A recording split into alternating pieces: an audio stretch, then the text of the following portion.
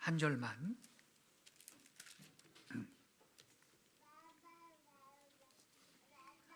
절만 같이 읽겠습니다. 1020페이지입니다. 구약성경 1020페이지 43장 21절 같이 읽겠습니다. 시작. 이 백성은 내가 나를 위하여 지었나니 나를 찬송하게 하려 함이니라. 아멘.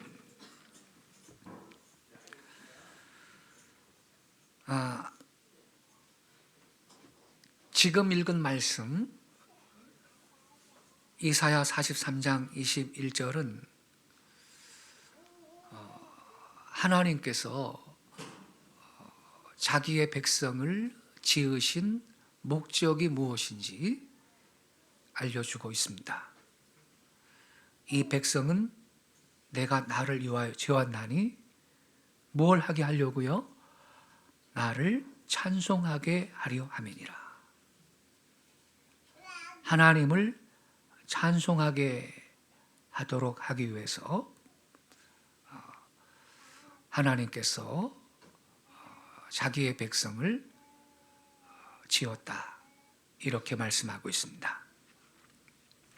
여러분, 우리가요 성경을 해석할 때 기본적인 원칙이 한 가지 있습니다.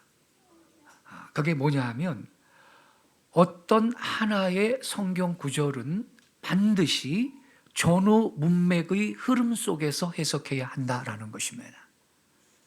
아시겠죠? 문맥의 흐름을 무시하고 한 구절만 딱 떼가지고서는 읽고 해석을 시도하면 엉뚱한 해석을 할 수 있어요. 그래서 우리가 성경을 해석할 때 기본적인 원칙이 뭐냐? 하나의 성경 구절은 반드시 전후 문맥의 흐름 속에서 해석해야 한다라는 거예요. 그래서 여러분, 이 문맥의 흐름 속에서 이 구절을 읽으면 이 백성은 내가 나를 위하여 지었나니 그랬잖아요. 이 백성은 전 세계 모든 백성이 아니고 이스라엘 백성입니다. 이스라엘 백성. 많은 민족들 가운데에서 특별히 주님 자신을 위해서 지음받은 거룩한 백성, 이스라엘을 의미하는 것입니다. 그리고 이 백성은 내가 나를 위하여 지었나니 그랬죠. 여기에서 지었다라는 이 말은 창조했다라는 의미가 아닙니다. 창조했다라는 의미가 아니고 히브리 원어의 의미는 조성했다라는 뜻입니다. 조성했다. 그래서 여러분, 영어 성경은요 원문의 뜻에 맞게 잘 번역을 했어요. These people have I formed for myself. form이에요. form. 조성하다. created가 아니에요. 조성했다가 아니고 formed. 창조했다가 아니고 formed, 조성했다라는 의미를 갖고 있습니다. 그래서 원문대로 이 구절을 읽으면 이 백성은 내가 나를 위하여 조성했으니, 이런 의미가 되겠습니다. 자, 그렇다면 여러분, 하나님께서 자기 백성 이스라엘을 어떻게 조성하셨죠? 어떻게 조성하셨어요? 먼저 셈족 중에서 한 사람을 부르셨죠. 누구죠? 아브라함은 마치 홍수 이전의 죄로 가득 찬 세상에서 노아가 부름을 받았듯이 그렇게 죄로 가득 찬 민족들 가운데에서 하나님께 부름을 받았습니다. 아브라함이 갈대아 우르에 살 때 하나님이 아브라함을 불렀습니다. 아브라함아, 너는 내가 명하는 땅을 향해 너의 본토 친척 아비 집을 떠나 가거라.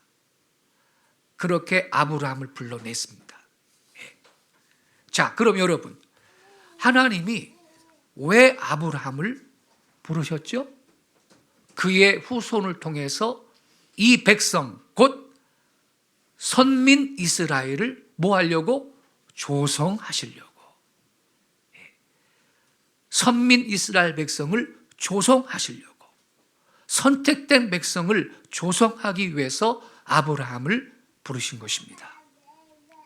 그래서 여러분, 아브라함이 이삭을 낳고 이삭이 야곱을 낳고 야곱은 12아들을 낳고 12아들들은 이스라엘 12지파의 조상이 되었습니다.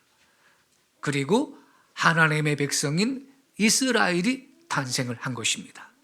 하나님은 이스라엘 백성들에게 율법과 계명을 주시고 그들과 특별한 사귐과 관계를 가지셨습니다. 이렇게 하나님은 우상을 숭배하는 이방 민족들 가운데에서 선민 이스라엘을 조성하셨다 이 말입니다. 이스라엘 백성을 조성하셨습니다. 자, 그러면 하나님이 왜 그들을 조성하셨죠? 본절 하반절에 그 목적이 기록이 되어 있습니다. 여러분, 이사야 43장 21절 다시 한번 봐요. 이 백성은 내가 나를 위하여 지었나니 나를 뭐하게 하려고?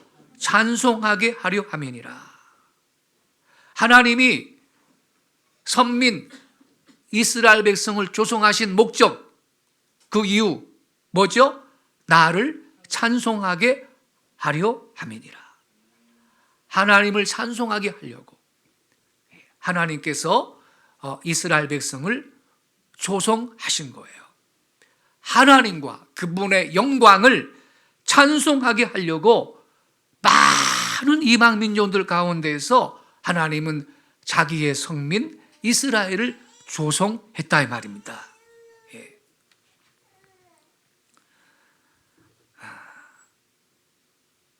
여러분, 이방 민족들은 하나님을 알아야 몰라요? 모르죠. 이방 민족들은 하나님은 몰라요. 그래서 헛된 귀신을 섬겨요. 우상을 숭배하고. 그렇죠. 그래서 여러분, 이 이스라엘 백성이 창조주 하나님을 찬양할 때, 즉 그분을 예배할 때 그걸 보고 하나님이 누구이신지 배울 수가 있게 되는 것입니다. 그래서 하나님은 자기를 찬양하는 거룩한 백성을 조성하신 거다 이 말입니다. 이해되시죠, 여러분? 그래서 오해하지 마세요. 여기 이사야 43장 21절에 이 백성은 내가 나를 위하여 지었다. 어이구, 하나님은 참 이기적이시네. 자기 만족을 위해서 찬양하는 백성을 지으셨구나. 이렇게 오해하면 안 되는 거예요. 여러분, 하나님을 찬양하는 백성이 있을 때 비로소 하나님을 모르는 이방 민족들이 누구를 배우게 돼요? 창조주 하나님을 알게 된다 이 말이에요. 그래서 하나님은 당신을 예배하는 백성, 당신을 찬양하는 백성을 그 많은 이방 민족들 가운데서 조성하셨다 이 말입니다. 할렐루야. 얼마나 감사해요. 그래서 여러분, 하나님 백성의 1차적인 사명이 뭐냐? 하나님 백성의 첫 번째 사명이 뭐냐? 찬양입니다. 할렐루야. 하나님을 예배하는 것입니다. 예배가 천국 백성들의 제1순위의 역할이며 사명인 것이에요. 이걸 여러분 잘 인식하셔야 돼요. 예배란 최상의 존재에게 존경과 경의와 찬양과 영광을 드리는 것입니다. 이 예배가 선택된 백성의 최우선적인 사명인 것이에요. 천국 백성이 수행해야 될 1차적 의무와 역할은 예배인 것입니다. 이거는요, 신약 성경도 입증하는 거예요. 에베소서 1장 4절부터 6절을 보면 신약 시대의 백성들도 하나님을 찬양하는 것이 1차적인 역할이구나 알 수 있어요. 제가 낭독할 테니까 들어봐요. 에베소서 1장 4절부터 6절입니다. 잘 들어보세요. 곧 창세 전에 그리스도 안에서 우리를 택하사 우리로 사랑 안에서 그 앞에 거룩하고 흠이 없게 하시려고 그 기쁘신 뜻대로 우리를 예정하사 예수 그리스도로 말미암아 자기의 아들들이 되게 하셨으니 6절 이는 그가 사랑하시는 자 안에서 우리에게 거저 주시는 바 그의 은혜의 영광을 찬송하게 하려는 것이라 이렇게 써 있어요. 6절 말씀을 다시 읽어드릴게요. 이는 그가 사랑하시는 자 안에서 우리에게 거저 주시는 바 그 은혜의 영광을 뭐하게 하려고? 찬송하게 하려는 것이라. 여러분, 이 에베소서 1장 4절부터 6절 말씀은 하나님께서 그리스도 안에서 우리를 택하시고 그분의 자녀를 삼으신 목적이 무엇인지를 교훈하고 있습니다. 그게 뭐예요? 그의 은혜의 영광을 찬송하게 하려는 것이라. 그래서 여러분, 이 예배라는 거, 이건 신약 성경도 입증하는 바와 같이 여전히 하나님 백성들의 역할인 것입니다. 그렇습니다. 신약 시대든 구약 시대든 하나님의 백성은 그분을 찬양하는 것, 곧 예배하는 것이 우선적인 사명인 것입니다. 깨닫기 바랍니다. 저와 여러분의 우선적인 사명이 뭐라고요? 누구를 예배하는 거? 하나님을 예배하는 거예요. 그래서 그 자막 다시 이사야 43장 21절 다시 띄워주세요. 같이 한번 읽어보겠습니다. 근데 43장까지 좀 쳐주면 좋겠다. 43장 지금 못 쳐요? 이 백성은 43장 땜땡 21. 이 백성은 내가 나를 위하여 지었나니 나를 찬송하게 하려 함이니라. 여러분 성경책을 좀 다시 펴주세요. 성경을 봐야 되겠네. 43장 21절 성경을 보세요. 이 백성은 내가 나를 위하여 지었나니 나를 찬송하게 하려 함이니라 이렇게 되어 있잖아요. 그런데 저거 지금 쳐줄 수 없나요? 잠깐. 43장 21절이죠. 43장 21절을 기억하고 계시기 바랍니다. 그럼 43장 21절을 제가 왜 이걸 잠깐만 얘기하냐면 43장 21절을 이게 쳐져 있어야 좀 커뮤니케이션이 될 것 같아서 제가 얘기하는 건데 43장 땜땡 21절 이렇게 돼 있잖아요. 그거를 뒤에서부터 읽어보세요. 어떻게 되죠? 1, 2, 3, 4가 되는 거예요. 어떻게 된다고요? 1, 2, 3, 4. 1, 2, 3, 4가 되는 거예요. 예. 이 백성은 내가 나를 위하여 이제 떴어요. 저 잘 보세요. 이 백성은 내가 나를 위하여 졌나니 나를 찬송하게 하려 함이니라. 근데 43장 21절이잖아요. 43장 21절을 뒤에서부터 같이 읽겠습니다. 시작. 1, 2, 3, 4. 다시 한번 시작. 1, 2, 3, 4. 무슨 뜻입니까? 첫 번째도 두 번째도 세 번째도 네 번째도 하나님 백성이 가장 먼저 해야 될 일은 하나님을 찬양하는 것이라는 겁니다. 아멘이십니까? 제가 이걸 나누고 싶어서 저걸 치라 그런 거예요.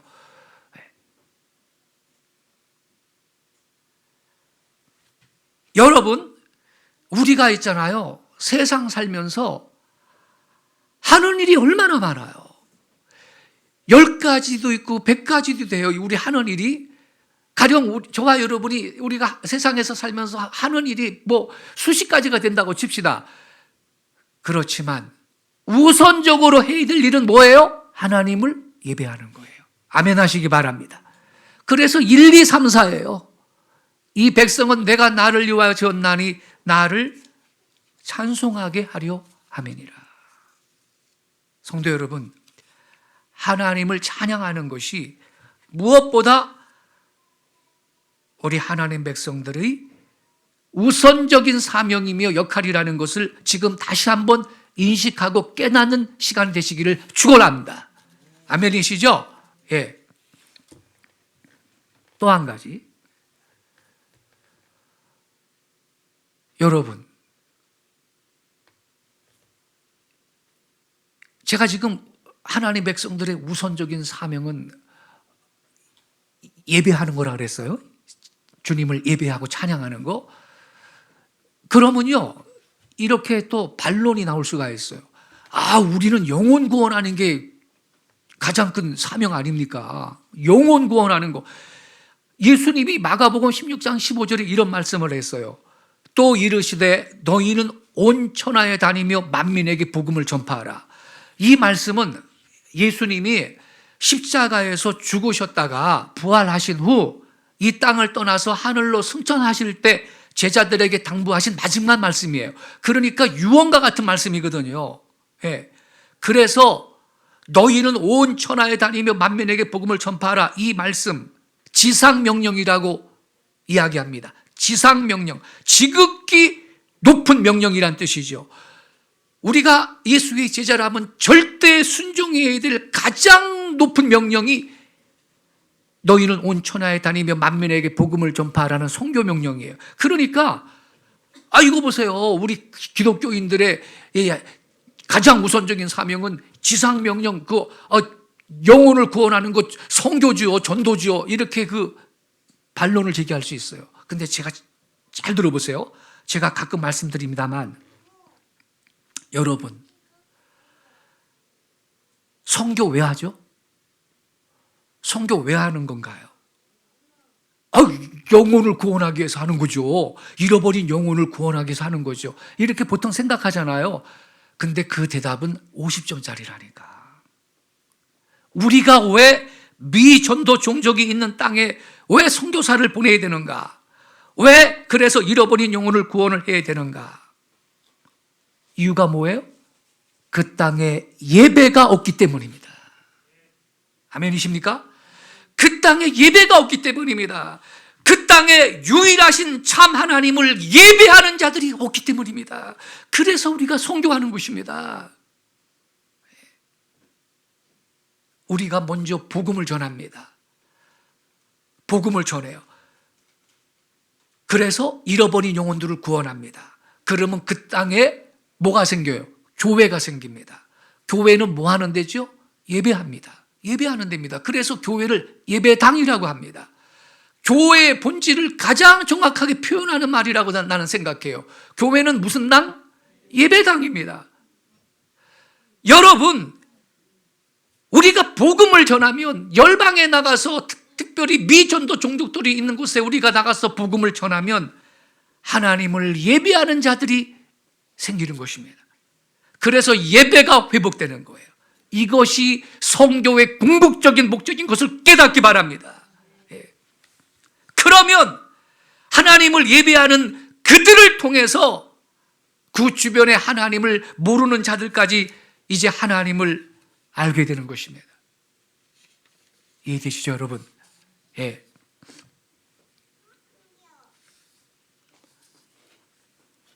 선교는요, 왜 하느냐? 그 땅에 예배가 없기 때문인 거예요. 이런 관점을 여러분 놓치지 마세요. 그래서 여러분, 예배는 가장 귀한 것입니다. 우리 그리스도인들한테 예배는 생명과 같은 것입니다. 결코 예배가 붕괴돼서는 안 되고 예배가 약해져서도 안 되고 예배를 더군다나 중단할 수 없는 것입니다. 아멘이시죠, 여러분? 예.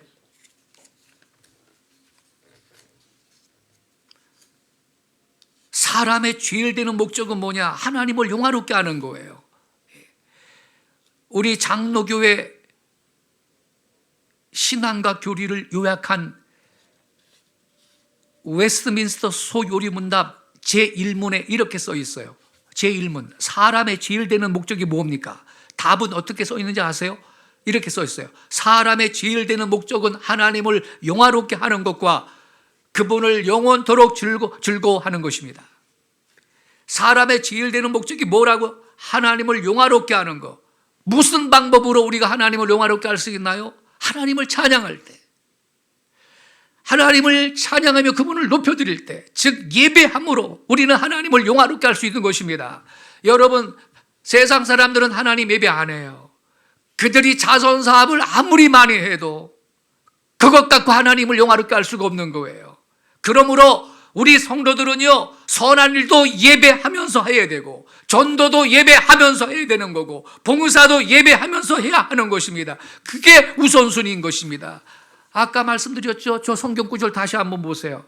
이사야 43장 21절. 뒤에부터 읽으면 어떻게 된다고요? 1, 2, 3, 4. 무슨 뜻이라고? 찬송이 가장 먼저다. 하나님을 예배하는 게 가장 우선순위에 있어야 된다. 이 백성은 내가 나를 위하여 졌나니 나를 찬송하게 하려 함이니라. 이사야 43장 22절 1, 2, 3, 4. 할렐루야. 하나님을 먼저 예배하는 자가 되시기를 바랍니다. 그래서 하나님께서요, 애굽에서 탈출한 이스라엘 백성이 광야를 이제 행진하잖아요. 근데 12지파 아닙니까? 이스라엘 백성 12지파인데 유다 지파가 맨 앞에서 행군하도록 했어요. 하나님이. 선봉에는 유다 지파가 있었어요. 유다의 뜻이 뭐죠? 찬송이에요. 찬양입니다. 무슨 의미입니까? 하나님의 백성들은 찬양이 먼저다. 할렐루야. 하나님이 그렇게 교훈하고 있는 겁니다. 하나님의 백성들은 예배가 먼저다라는 것이에요. 그런데 여러분, 이 하찮은 코로나19 때문에 예배를 포기해서 되겠습니까? 예배가 붕괴돼서 되겠습니까? 예배가 약화돼서 되겠습니까? 어떻게 생각하십니까? 안 된다고 대답하는 분, 주님의 무한하신 축복이 있기를 예수의 이름으로 축원합니다. 여러분, 제가 분노하는 건 이런 거예요. 일상생활 다 하잖아요. 마트도 가서 물건도 사기도 하고, 예? 우체국 가서 말이죠, 물건도 보내고, 은행도 가고. 제가 며칠 전에 은행 갔더니 아주 국민은행이 꽉 찼어요. 예, 2m 간격으로 서 있을 수가 없더라고. 구례동 국민은행이요.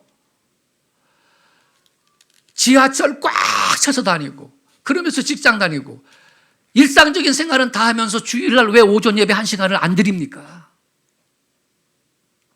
여기에 대해서 제가 분노하는 게 있는 거예요. 하루 종일 있는 것도 아니고 2m 이상 간격 떨어져서도 예배하는데 왜 예배는 포기해야 되느냐 이 말이에요. 하나님 백성들의 우선적인 역할과 사명은 예배인데 왜 딴 건 다 하면서, 일상적인 거 다 하면서 예배는 우리가 타협하고 내려놔야 되느냐 이 말이에요. 미국에 여러분, 지금 미국은요, 이 우한폐렴이 있잖아요. 급속하게 지금 확산이 됐죠. 뭐 10만 명이 넘었대요, 확진자가. 예. 죽은 사람도 뭐 한 2천 명 된다는데, 그래서 미국도 뭐 사회적인 거리두기 캠페인 하고 있는데, 근데요 여러분, 미국의 미시간주 있잖아요. 미시간주. 그 주에도 50명 이상은 모이지 말라, 50명 이상의 모임을 금지하는 행정명령을 내렸거든요. 근데 교회는 제외시켰어요. 교회는 제외시켰는데 주지사 이름이 뭐냐면 휘트먼데, 민주당의 이 사람, 이 휘트먼데 주지사가 뭐라고 말을 한지 알아요?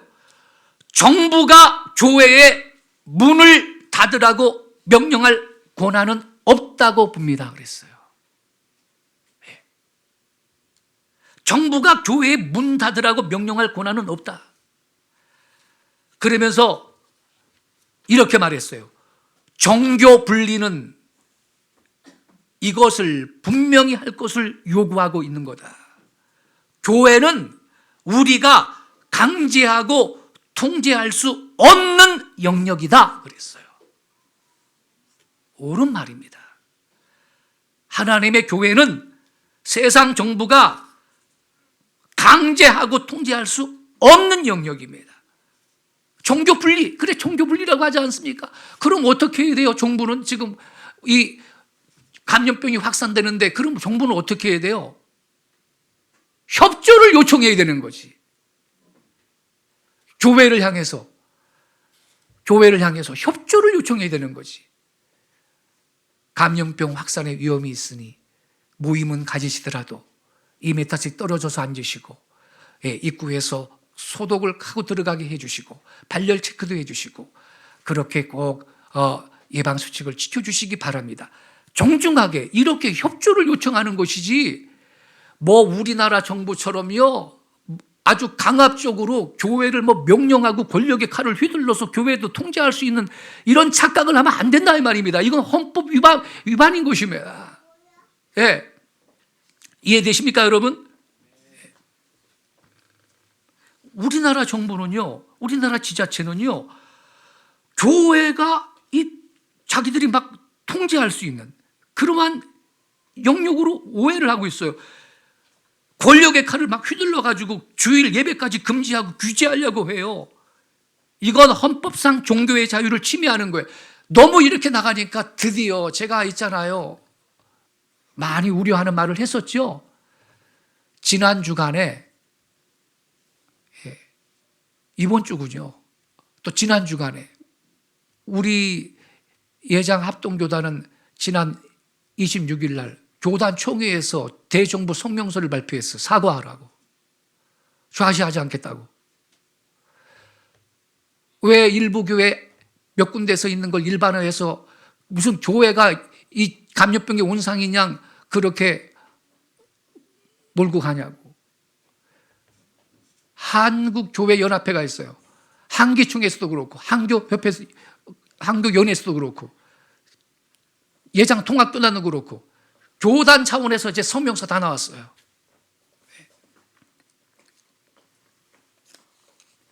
여러분, 우리 사회에 관공서, 대형 백화점, 마트, 지하철, 대중버스, 커피숍, 은행, 우체국, 목욕탕, 식당 등 공공생활은 지속되고 있습니다. 그렇다면 교회도 이에 준해서 방역 지침을 준수하면서 예배 모임을 가지면 되는 겁니다. 그렇잖아요? 그런데 정부와 지자체는 교회만 지목해서 교회가 감염병의 온산인 양 예배 모임 중단하라고 그래요. 그리고 주일 예배를 드린 교회들을 예배를 강행했다, 이런 표현을 하면서 무슨 몹쓸 짓을 한 것처럼 압박을 가합니다.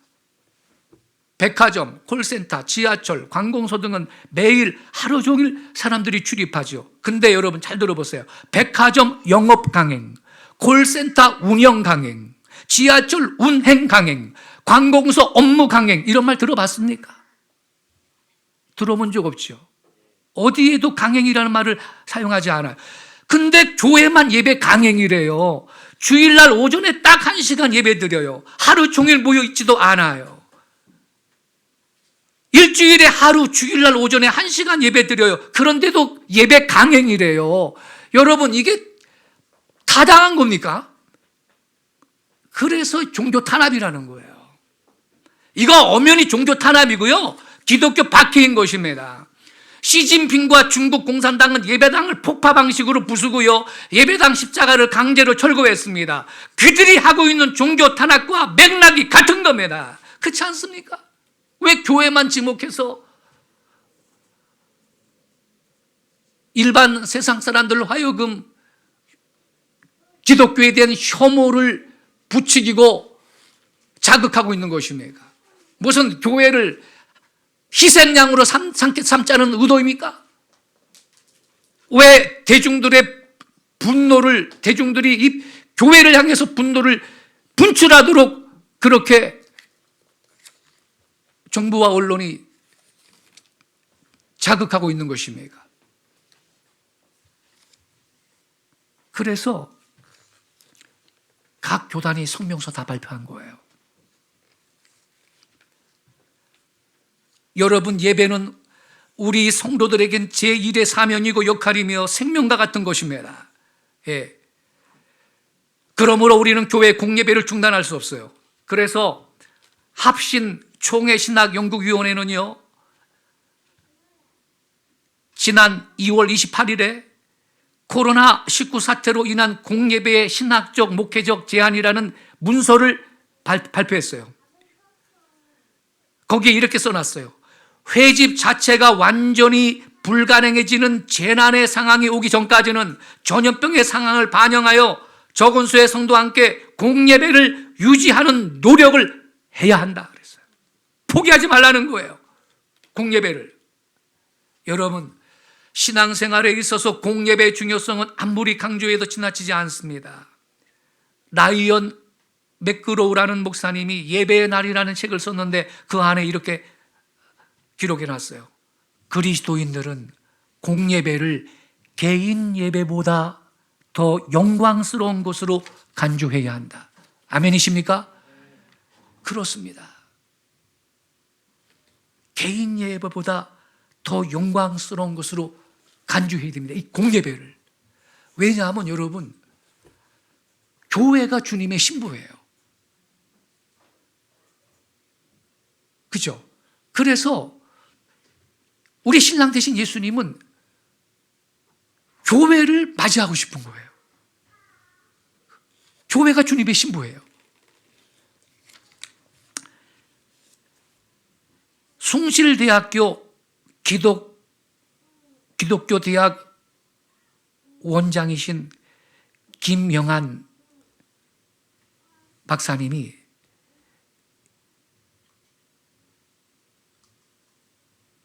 이런 말씀을 했습니다. 공적으로 하나님의 백성들을 예배하도록 부르는 공예배로서의 이 주일 예배는 교회의 존재 목적이요 이유이다. 공예배가 교회이고 공예배로 모여 예배하지 않는 교회는 교회일 수 없다 그랬어요. 왜냐하면 여러분, 제가 2주 전에 말씀드렸죠. 교회는 말입니다, 헬라 원어가 에클레시아인데 불러냄을 받은 사람들이 모임이거든. 여기서 말하는 모임이란 공적 모임을 말하는 거예요. 그러니까 공예배로서 모여 예배하지 않는 교회는 에클레시아가 될 수가 없는 거예요. 교회가 아닌 거예요. 그렇잖아요? 교회로는 정립을 할 필요가 있어요. 그래서 여러분, 소위 영상 예배는 공동체 예배를 대체할 수 없어. 영상 예배에는 세례와 성찬식과 친교와 봉사와 감정적 교류도 없습니다. 영상 예배는 다만 공동체 예배의 보완으로서 그 효용성이 존재할 뿐인 것입니다. 귀하신 성도 여러분, 오늘 아침에 우리는 이사야 43장 21절 말씀을 중심으로 예배가 얼마나 중요한 것인가, 우리 하나님 백성들의 제1차적인 사명과 역할은 뭐냐? 하나님을 찬양하고 예배하는 것입니다. 할렐루야. 그런데 예배가 지금 후퇴하고 있어요. 예배가, 공예배가 붕괴되고 있어요. 하나님은 남은 자를 그래서 지금 보고 계세요. 우리 교단의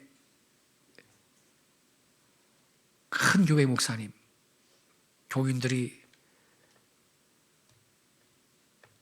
5,000명 이상 모이는 교회인데 온라인 예배를 드렸대요. 온라인 예배를. 소수만 예배당에 와서 공예배 드리고 대부분 신자들이 영상으로 온라인 예배 드리는데, 여러분 유튜브 여러분 보면 조회수 다 나오잖아요. 조회수 몇 명이 조회했다. 5천 명이 넘는 교회인데 조회수를 보니까요 30% 정도 약간 넘더래. 그러니까 자기 집에서 온라인 예배도 안 드렸다는 얘기예요. 그리고 그나마 온라인 예배를 영상 예배를 드린 사람들도 설교 딱 끝나고 그냥 꺼버리더래. 실시간으로 그 송출을 했는데, 그래서 이 목사님이 탄식을 했어요. 예배라는 것이 설교만 예배입니까? 예배에는요 찬양, 기도, 설교, 또 주님 앞에 예물을 드리는 헌금, 축도, 이게 다 들어가면서 예배가 되잖아요. 근데 그나마 30% 사람들이 온라인 예배 조회를 했는데 그나마 나머지 많은 분들이 설교만 딱 듣고 끝내버리더래. 그게 무슨 예배냐는 거예요. 그 목사님이 탄식을 했어요. 큰일 났다. 하나님이 지금 한국교회를 시험하고 있구나.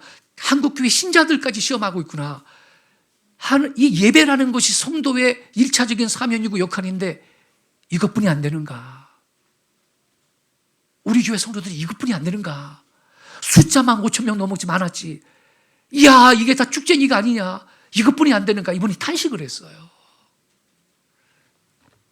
우리 분위기의 성도 여러분, 꾸준히 우리는 예배하고 있습니다. 하나님이 우리의 예배를 연락하시고 기뻐하시는 줄을 믿습니다. 우리의 기도가 있고 이와 같은 한국 교회들이 있기 때문에 지금 우리 한국에서는 코로나19가 확산세를 지금 저지하고 있는 겁니다. 아멘이십니까? 물론 여러분, 정부가 열심히 애쓰고 있습니다. 그들의 수고에 감사합니다. 근데 착각하지 마세요. 이 땅의 교회들이 하나님 앞에 예배하고 기도하고 있기 때문에 이 코로나19의 확산세가 지금 제재당하고 있는 겁니다. 지난 수요일날 말씀드렸죠. 이탈리아는요, 이 바이러스가 변종이래. 일반 이 코로나19 바이러스보다 더 강하고 독하답니다. 변종이 일어난 것 같아요. 정부가 열심히 일을 해도, 애를 써도 이 감염병 방지를 위해서 정부가 교만하잖아요. 그 교만을 꺾으려고요, 변종 바이러스가 돌아다니게 만들면요, 그제서야 정부가 깨달을 겁니까? 우리가 암만 노력해도 안 되는구나. 이런 날이 와야 되겠습니까? 겸손해야 하는 것입니다. 오히려 교회들을 향해서 한국교회 모든 성도 여러분, 이 감염병이 물러가도록 기도해 주시기 바랍니다. 요청을 해야 될 거 아닙니까? 근데 교회를 감염병의 온상인 양 뒤집어 씌워가지고서는 일반 시민들로 하여금 분노를 교회를 향해 분출하도록 유도를 하고 있습니다. 우리는 이러한 음모에 대해서 당연히 저항해야 되는 것입니다. 아무쪼록 1, 2, 3, 4 우리는 예배를 귀하게 여기고 주님 앞에 예배함으로 나아가 이 땅을 새롭게 하시는 하나님의 영광을 볼 수 있기 바라고, 또 하나님의 기쁨이 되는 귀한 성도들 되시기를 예수님의 이름으로 축원합니다. 기도하겠습니다. 자비하신 우리 아버지 하나님, 우리는 오늘 아침에 이사야 43장 21절 말씀을 통해 하나님 백성들의 제1차적인 존재 이유와 사명, 역할이 무엇인지 다시 한번 깨달았습니다. 이 백성은 내가 나를 위하여 지었나니 나를 찬송하게 하려 함이니라. 주여, 하나님은 우리를 당신의 영광을 찬양하도록 하기 위해 조성하셨습니다. 우리가 하나님의 백성들로 공예배를 귀하게 여기고, 그 공예배는 개인 예배보다 더 영광스러운 예배임을 인식하게 하시고, 예배가 붕괴되지 않도록, 이 거룩한 공예배가 약화되지 않도록 예배자들로서 주님 앞에 더욱 가까이 나가는 우리 모든 성도들이 되게 하여 주옵소서. 하나님께서 예배자를 찾으십니다. 예, 주님, 제가 하나님이 찾으시는 그 예배자가 되겠습니다. 예배를 생명보다 귀하게 여기고 생명의 주님 앞에 나가 예배하며 주님을 높여드리며, 그래서 우리 예배를 받으시고 이 땅 가운데 다시 한번 위대한 일을 행하시는 그 하나님의 영광을 우리가 보게 해달라고 우리 다 같이 조용한 목소리로 통성으로 기도하겠습니다. 할렐루야.